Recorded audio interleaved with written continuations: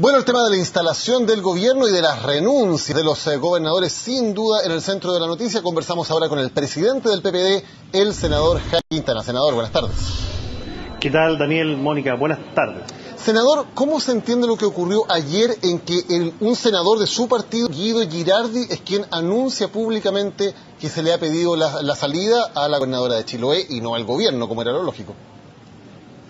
Desconozco qué información puede haber tenido él, si fue telepatía u otra situación, pero lo cierto es que a esa hora tarde, noche ya, uno podría intuir que era bastante inminente una salida como la que finalmente se tomó, como la decisión que el gobierno finalmente adoptó, y sobre eso no me cabe más que respaldar. Así como respaldamos todos los nombramientos, también respaldamos todos los ajustes que el gobierno decía efectuar. Senador, pero según el senador Girardi, no era telepatía, sino información de gente de la zona. El punto es si corresponde o no que sea un senador el que aparezca pauteando el gobierno, según Andrés Velasco, y en última instancia adelantando las decisiones que el propio gobierno no ha comunicado. ¿Corresponde? No, no corresponde. Lo que corresponde es que hay una voz oficial y que es la que se entregó más tarde por el ministro secretario general de Gobierno, Álvaro Elizalde, y a eso nos tenemos que atener. Las informaciones oficiales respecto a lo que pasa en un gobierno no es competencia de los senadores ni es responsabilidad nuestra anunciarla, y por tanto la voz oficial es la que tiene el gobierno y la que dio el gobierno finalmente. ¿Lo que hizo el senador Guido Girardi fue una demostración de poder? No lo sé, desconozco la motivación que tuvo, pero yo creo que a esa altura cualquiera puede intuir un desenlace como el que finalmente ocurrió. Cualquiera lo podía intuir, senador, porque a esa hora desde La Moneda se seguía negando que la decisión estuviera tomada y se decía que estaba todavía en proceso. ¿Les echó a perder la planificación Guido Girardi al gobierno? Porque no me va a decir que la idea original era anunciarlo a las 12 de la noche la renuncia de 4 gobernadores. Francamente no creo que la atención principal del gobierno esté puesta solo en este tema. Aquí lo que hemos tenido sin duda es una dificultad con 4 gobernadores que han salido. Esto está en el margen.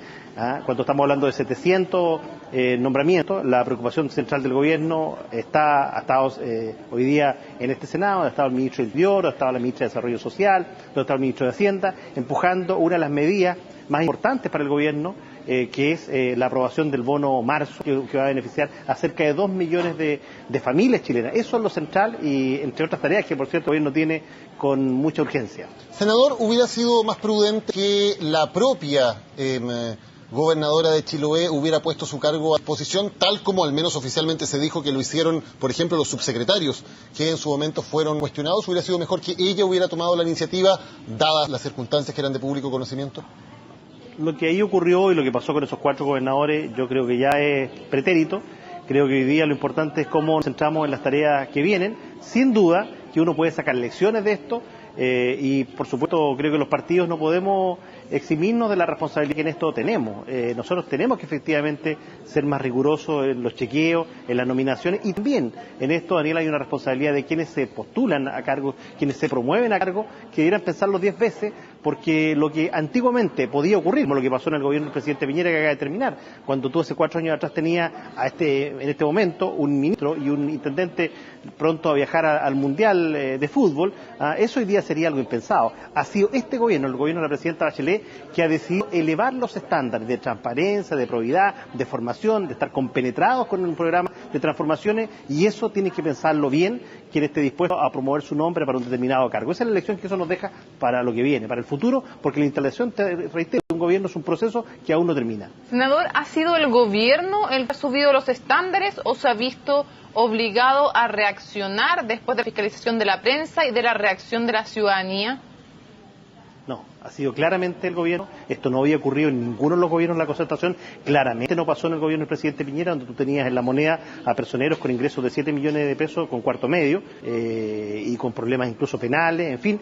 Y ha sido este gobierno, el gobierno de la presidenta Bachelet, que ha decidido elevar el estándar ético, y por lo tanto eso tiene vuelta atrás, y eso es lo que va a marcar un antes y un después respecto de futuras nominaciones. Pero, senador, usted dice el gobierno sus estándares, pero por ejemplo, en el caso del gobernador de Santiago, la información información sobre la querella que había contra él por parte del Consejo de Defensa del Estado era de público conocimiento. Ayer el vicepresidente del Partido Comunista también nos dijo que ellos sabían aquí al momento de proponerlo. El gobierno, por lo tanto, tenía esa información, aún así lo propone y luego, al haber una reacción adversa de la opinión pública, retira ese nombramiento. O sea, no es que el gobierno haya subido en primer lugar los estándares, es que reacciona habiendo tenido el conocimiento ya desde el principio.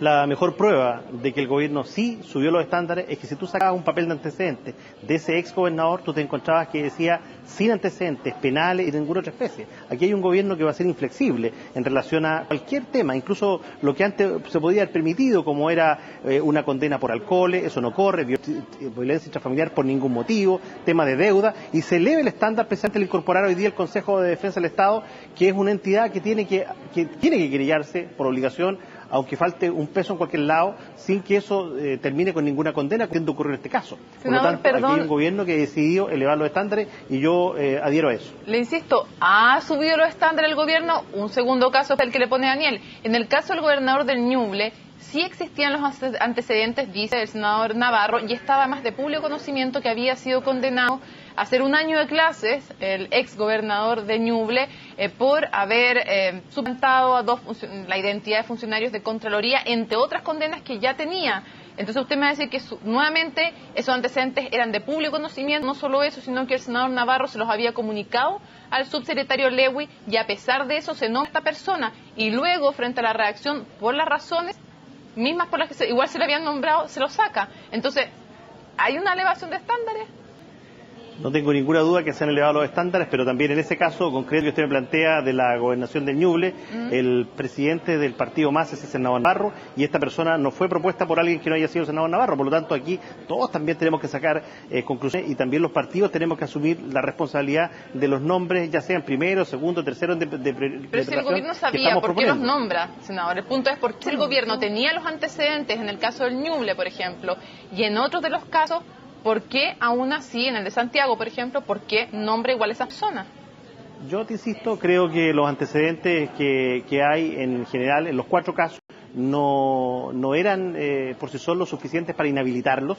Creo que incluso en el caso de la gobernadora de Chiloé, donde se ha exacerbado la noticia, yo te diría que el subsidio único familiar que ella estaba cobrando equivale a la carga familiar que tiene cualquier persona con un contrato de trabajo. Ella en ese momento no tenía un contrato de trabajo y los únicos beneficios que ella recibe son un subsidio único familiar y el bono del año 2013, una vez. Y esos beneficios lo hubiese recibido igual si hubiese tenido 8.500. Entonces, en todos estos casos, por supuesto, claro, yo entiendo, hay un tema mediático muy fuerte, había una presión también, porque la sociedad hoy día ha cambiado y la sociedad hoy día está en red, horizontal, más informada, más empoderada y en buena hora. Y en buena hora también tenemos un gobierno que responde a este nuevo ciclo, a esta nueva sociedad que tenemos y, te insisto, ha elevado los estándares como nunca hizo el gobierno anterior y como nunca hicieron tampoco los gobiernos pasados de la Concertación. Y senador, con esos estándares, la gobernadora de Chiloé, ¿usted cree que merecía, de acuerdo a sus antecedentes, en lo que en justicia merecía, más allá del tema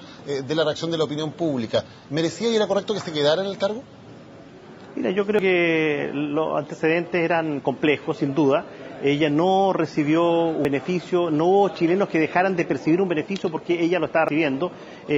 Lo que pasa que ella llega más a la zona y adhiere al puntaje que tenía su pareja, o del momento que tiene su hija.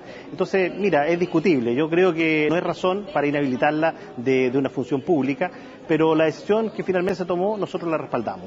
Senador, ella tenía además un automóvil al momento de tener este puntaje en la ficha. No solo eso, sino que ella, además de mutuo propio, postula a un jardín infantil, el famoso Jardín Piolín, que es para niños vulnerables.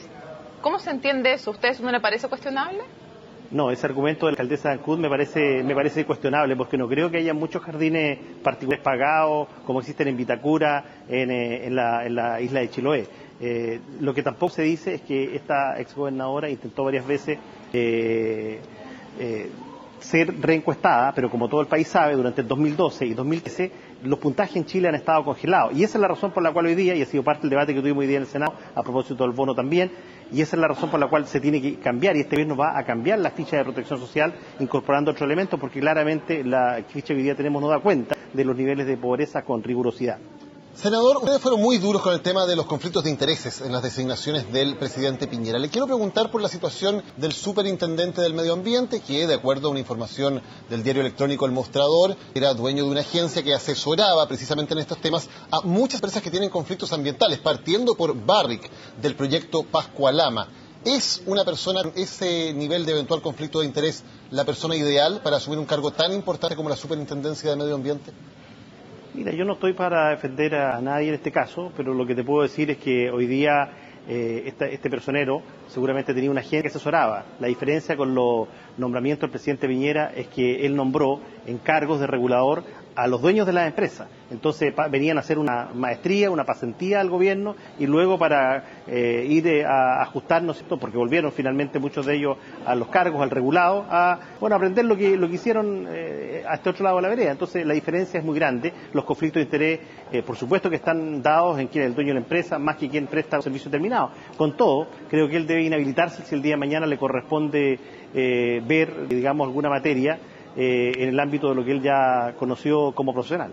La pregunta es por qué nombrar a alguien que tal vez va a tener que inhabilitarse en muchos casos. Ustedes mismos criticaron el nombramiento de la ex ministra de Medio Ambiente, María Ignacia Benítez, justamente porque era dueña de una empresa que había hecho asesorías. Por la misma razón, ustedes la cuestionaron y dijeron que no era óptimo nombrar a alguien que tenía que inhabilitarse en tantas ocasiones. No entiendo por qué un mismo caso, una misma circunstancia, primero ataca y después se defiende. No, yo no estoy defendiendo, te insisto, y creo que si las inhabilidades son muchas, son múltiples, creo que lo más sano es que él solo haga ver que su inhabilidad puede tornarse permanente y en ese sentido tendrá que dar un paso al costado, pero eso tendrá que verlo él. No corresponde que hoy, cuando no sabemos cuántos casos de la ley de base del medio ambiente va a abordar, donde esté comprometida una empresa a la cual él le prestó una asesoría profesional, pueda tener mayor incidencia. Pero yo te insisto, creo que esas decisiones finalmente también son personales, no solamente son de los partidos, y quienes se promueven estos cargos tienen que ver la situación en la que pueden comprometer eventualmente al gobierno. Me llama la atención, senador, que usted diga que no son decisiones solamente personales o de los partidos, y habla de la promoción de gente a cargos. ¿Qué rol juega el gobierno acá? Porque uno entiende que las designaciones las hace la presidenta de la República o sus asesores, pero se habla mucho de, finalmente, cuál es el rol que tienen los partidos en estas designaciones. ¿Qué tanta libertad tiene, finalmente, en la práctica, el presidente de la República o la presidenta de la República para hacer las designaciones? Bueno, ellos tienen la prerrogativa, ellos tienen la facultad y pueden elegir un conjunto de nombres que se promueven. Y muchas veces eligen nombres que pertenecen a partidos y muchas veces también han tomado nombres de personas independientes.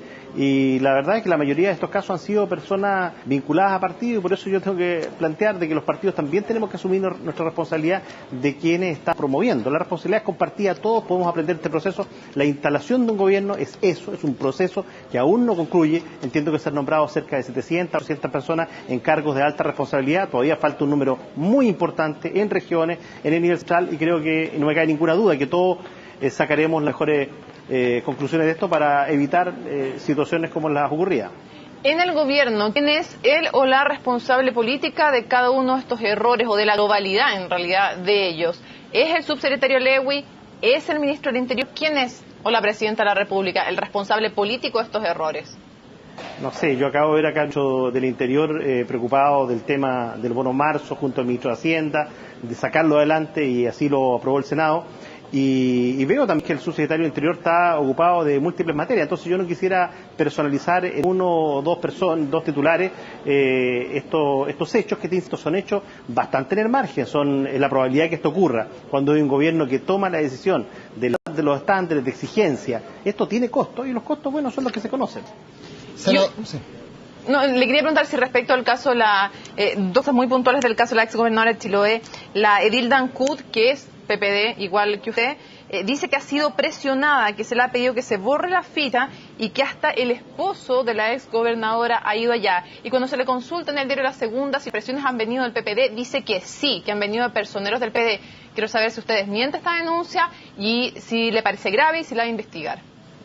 Categóricamente, yo por lo menos no conozco a esa alcaldesa, no he hablado nunca con ella y no la he presionado en absoluto. Se dicen muchas cosas y yo también invitaría a la gente que está, por muy apartada que viva, ¿no es cierto?, como es esa provincia que merece el mayor de los respetos, también tenemos que entender que hoy día estamos construyendo con mucho esfuerzo una nueva mayoría, donde la gente nos ha entregado su confianza, donde ha apoyado un gobierno con una gran legitimidad, con una agenda transformadora, como estamos viendo hoy día con el bono de marzo, como la estamos viendo con una reforma tributaria que se adelanta, con muchas medidas que la presidenta Bachelet y su gobierno anuncian todos los días, y todos tenemos que poner de nuestra parte, quienes estamos en la conducción nacional de los partidos y también quienes están en regiones, tenemos que hacer todos los esfuerzos por ir mejorando el clima. Creo que algunas declaraciones de la alcaldesa de Ancud han sido muy desafortunadas y no contribuyen a mejorar el clima y a la cohesión que tenemos para sacar los proyectos que el país espera a nosotros. Senador Quintana, presidente del PPD, gracias por haber conversado hoy con nosotros en CNN Chile. Buenas tardes. Gracias, Mónica, Daniel, buenas tardes. Buenas tardes. Hacemos una pausa y ya estamos de regreso.